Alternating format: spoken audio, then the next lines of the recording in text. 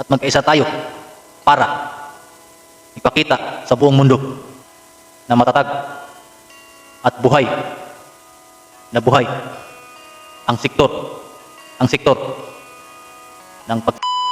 Magandang araw po sa inyong lahat mga kaprobinsya at mga kapwa ko magsasaka.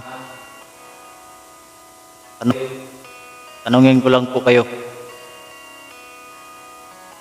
okay lang ba sa inyo na magkaisa tayo? Kahit isang uri lang ng pananim, kahit isang cropping lang ang itanim natin. Sabay-sabay tayo at pareho-pareho. Hindi tayo nagtatanim lang para lang sa isang anihan, para lang sa may anihin. Hindi lang para sa sarili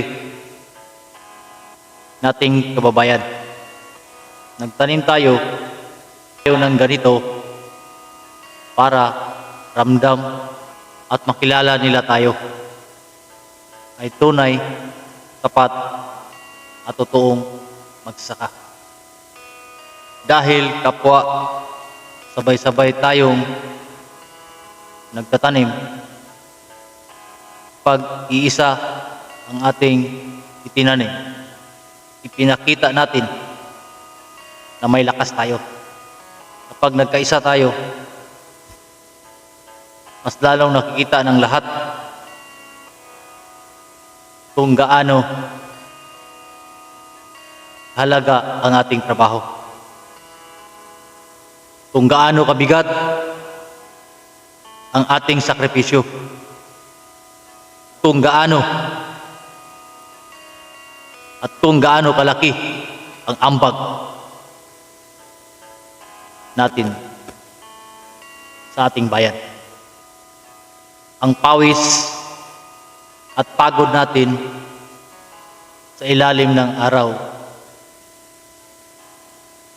hindi ito masasayang. Ito ay nagpatunay kami ay isang magsasaka.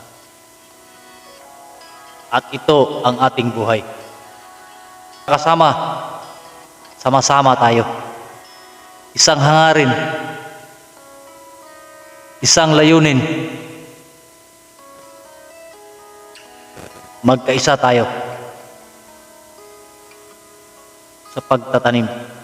Magkaisa tayo para sa agrikultura.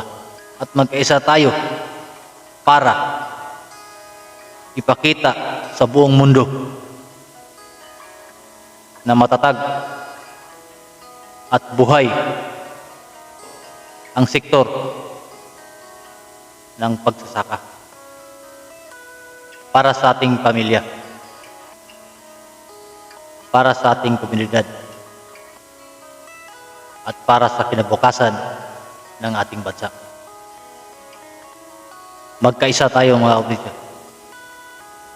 Sana mga kaprobinsya, huwag niyong kalimutan mga kaprobinsya, i-like, i-share niyo ito mga kaprobinsya, at malaking bagay na po yan sa aming mga content creator mga kaprobinsya. Maraming salamat po.